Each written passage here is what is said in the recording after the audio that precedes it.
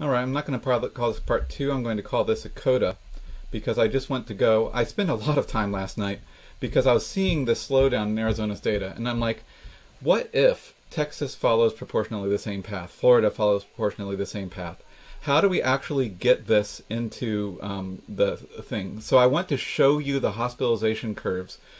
These are just, what I want to show you is I just want to go through state by state and just show you the different ones for a bunch of different states. This is the thing we're trying to avoid. This is New York's hospitalization curve.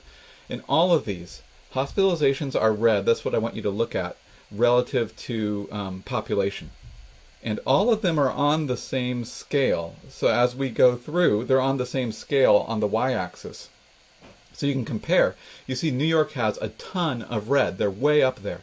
No other state is going to be as high as New York. Now, the other ones, for states in which the outbreak was early, I'm going to show you them on this going back to April 1st scale.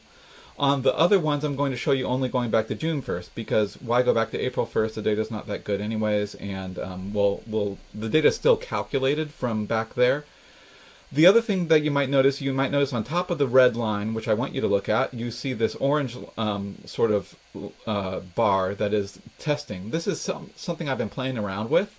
Don't worry too much about it. It's just some kind of proportion of tests relative to hospitalizations that I was trying to do. You can look at it. It's kind of a weird measure, and I think it says something, but I don't have it refined yet. Just look at the red for right now. See how big New York's outbreak is, and then compare it to Arizona. This is normalized for population. So if you look back and forth, you can see Arizona's outbreak is still about half or a little less than than New York's outbreak was. And that's why I'm so happy to see it turn around, because it means that things only got half as bad as they did in New York City. And that's even assuming a geographic distribution that's as narrow as New York City's distribution was relative to hospital resources. Okay, all that's to say, leave all that aside. Let's deal with the states as they stand. We're not going to redraw straight state lines today. And the other thing I wanted to notice, I noticed the hospitalizations, like I said, they've been flat for 2 weeks. And you can look at those bars and you can see they're going up and down a little bit, but they're essentially flat. And the bar on the far right is just from today, and you see it's distinctly lower. That is real data, and that's what's just been reported today. And you can see it's lower by more than anything that we've seen ever since that weird little blip. And that weird little blip that you see in the middle of the graph, by the way, does not follow 2 weeks of staying the same like this does. That's why I'm saying I think this is real. Okay? Before we get to the genuine plateau of hospitalizations for Arizona, we have 2 periods. We have about a week where by this measure you go up by about 100. Okay? Whatever this measure is, you go up by about 100 during that week. Then you have about a week and a half to 2 weeks where you go up by about half that measure.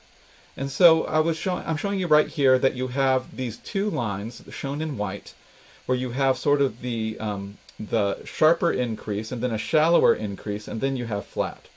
So 1 week of sharper, 1.5 to 2 weeks of shallower, and then 2 weeks of flat is what we see in Arizona. What I did is, with everything on the same scale, how could I fit these lines onto the other data? And then when I put them on Texas, I found that the same 2 lines on the same scale would actually fit proportionately to Texas, and then they would lead you to the last 3 days, 4 days, where it's been essentially flat. And so right here you can see how the lines fit the data. And yeah, this is why we scientists show you the graph, so you can say, oh, okay, well, that's not 100% certain, but you know, I could see that those 2 white lines fit on top of the bars. That's okay, you know, maybe you have a point. That's all I'm asking for right here. All this is to say, this means that Texas might genuinely be at a plateau, in which case, if they stay flat for another week and a half, I would be watching for them to drop. This is all contingent moving forward on them following the same road. But there are some indications that this disease does follow a similar road for the same nation, you know, under the same circumstances, with knowledge being shared and stuff like that. The other thing I want to show you, Florida. That first line segment actually fits the last week from Florida. Let me go back and forth. Oh, there we go. There's Texas. And you see that Texas, that would lead to the shallower curves and then the plateau. So that's why I'm saying I'm hoping Florida's at this point. So basically Florida is where Texas was on like July 4th. And that's 2 weeks ago right now. So that means in 2 weeks, if Florida follows the same curve, we can look back and say Florida did follow that same road. Okay. California, you can see it doesn't fit. But again, California is like a mega state. And when you divide things by population, I think that you're washing out some of these effects. And so I don't think California is going to follow the same road as these other ones. The only other thing I can say, notice how low the red bars are. This is relative to California's population being a big state. That means that they certainly have hotspots where hospitals are expanding their COVID wards and doctors are overworked and things like that. But the good news is that's not statewide. And so we need to deal with this outbreak by outbreak, which might even mean county by county. North Carolina, on this scale, you can see it's pretty low. And it doesn't, it's been following a pretty inexorable increase. But it's an increase of a low amount, and it's well within capacity. Now, the states south of North Carolina have been spiking more recently, and they're getting about double to 3 times this hospitalization relative to population. So they would be higher up if you're talking about Alabama, South Carolina, things like that. I can work up a graph for anything, by the way. It only takes me a few minutes, but it's just I had to call it a day sometime, So now let's zoom out again and let's look at LA, where I said that there were 2 waves, and this is why when you look at these 2 waves, do you think that the hospitalizations are going to continue to go up, or is it possible that they are flattening out a bit right now? It's probably too soon to say, but the one thing I can see is that it does look like the rate of increase is less than it used to be.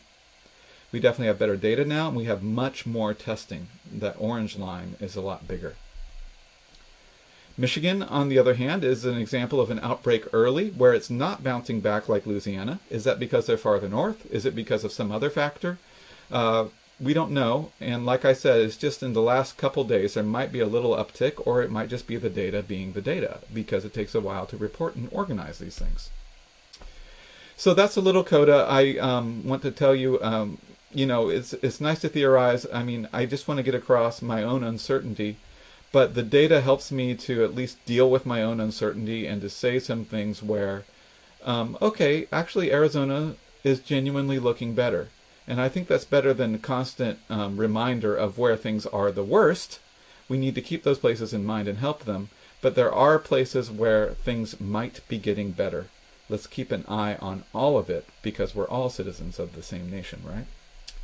And please, let's figure out a way to help Florida, send them more drugs and, send them more people to help them. Because I've got a lot of friends there. I really hope they do, that they get through this storm. Okay, they're definitely in the midst of it right now. All right. So, yeah, that's the Coda for today. See you hopefully in about a week.